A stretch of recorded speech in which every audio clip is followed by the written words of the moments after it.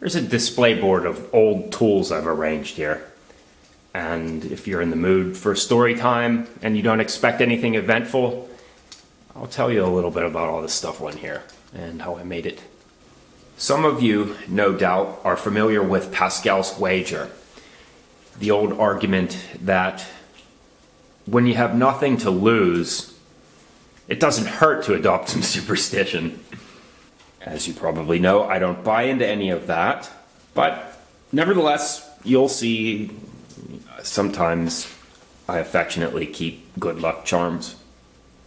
I guess I do it out of an homage to my grandmother.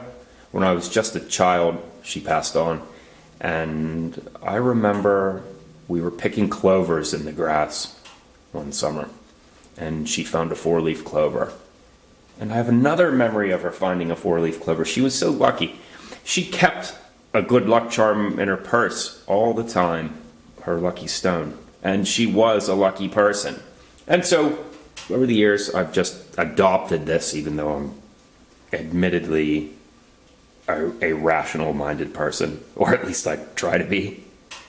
And so, for my old-timey display board here that's made from scrap pallet wood, my mini split was shipped on this pallet, and I used some used motor oil to get the color to darken. Well, anyway, here I displayed this horseshoe. I blackened this by heating it up to red hot, and then also putting it in used motor oil, and then the rust turns black.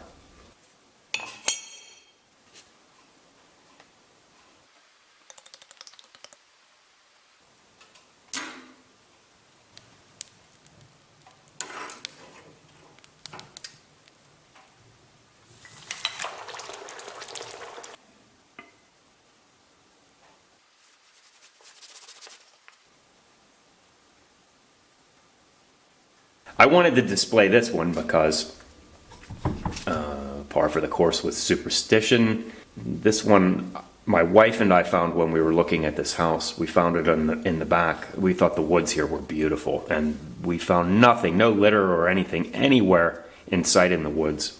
This is the one thing we found on our journey. Part of me wanted to blacken it as I did that one, but another part of me wants to keep it exactly as it is.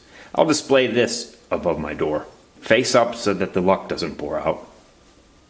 The pallet slats were stripped away, nails were all cleaned out, and then they were fastened back together onto a bunch of 2x4 strips to help build it out from the wall.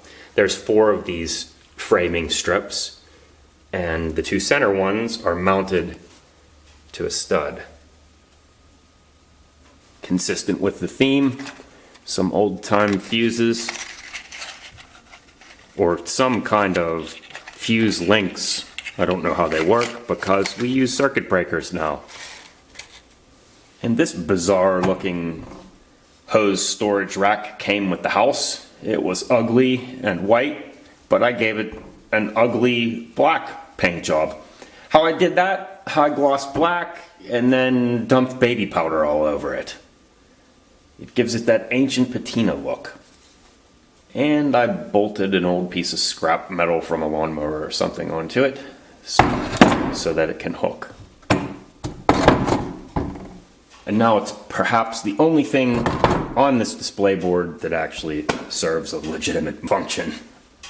Moving on, some old axe heads, $5 flea market finds.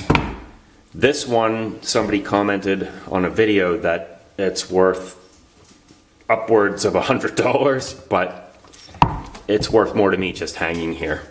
The chain that it's on also has a story. This chain was also oil quenched to blacken it. See, that's how we can get them off if we want to.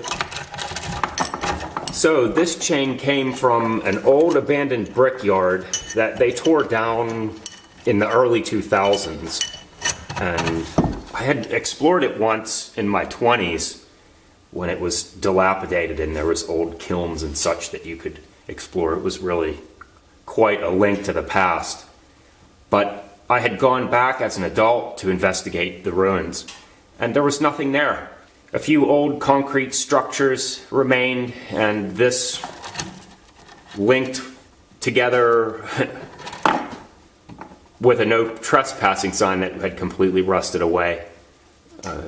It once served as a barrier to entry, but that no longer applied. So this object was the only thing, even there, worth remembering the place by. And so, in another of my vain attempts to capture my memories in the past, I took this and oil blackened it, and it's on my storyboard here. I gave it an amber light too. On camera it might not look as good. You remember the story of this. It's in a little black walnut holster that's just put in with some 8-penny nails. Real crude, but that's how this assemblage was supposed to be. This has a story. My grandfather was a geology major, and this was his rock hammer, an old leather-bound Estwing. Really cool. I'm lucky to have got this. I cherish it. Above it, a draw knife. And it is kept sharp. I use this frequently. I restored it because it was falling apart. This was a flea market find, and I secured the handles in and refinished them. Even though they don't look refinished, they are. You don't actually use one of these that way. You use it this way.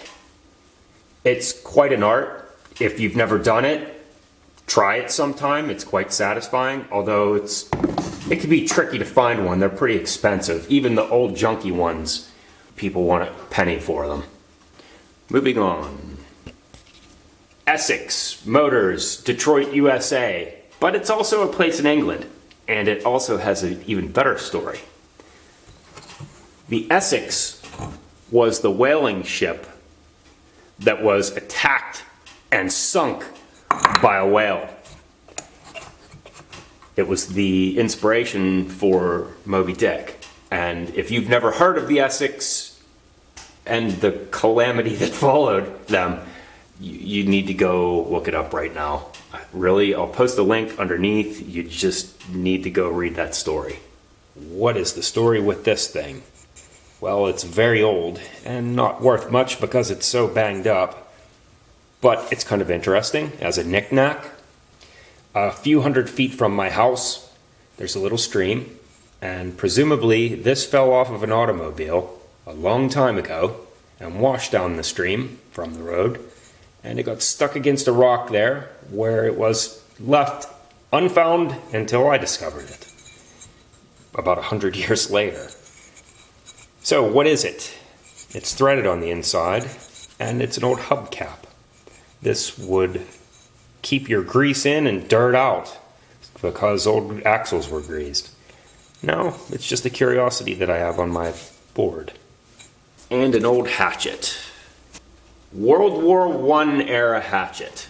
And so even though I love its shape, I love using it, I love its feel, I love its short, fat head, I love the shape of the handle, even though I keep it exactly as it is, as I purchased it from a flea market. I'm not going to modify it because it's too old, and so it's just a showpiece. And it's totally consistent with the theme here. Way up top, we have a very old spirit level. And though it might not look it, the holders are black walnut.